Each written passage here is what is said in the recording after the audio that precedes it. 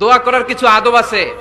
অজু অবস্থায় দোয়া করবেন, কেবলামুখী হয়ে পারলে দোয়া করবেন, দোয়ার আগে ইস্তেগফার পড়বেন, তাইলে দোয়া কবুল হওয়ার পসিবিলিটি হাই। সুযোগ হলে দোয়ার সময় হাত তুলে দোয়া করবেন, হাত তুলে দোয়া করা সুন্নাহ। ঠিক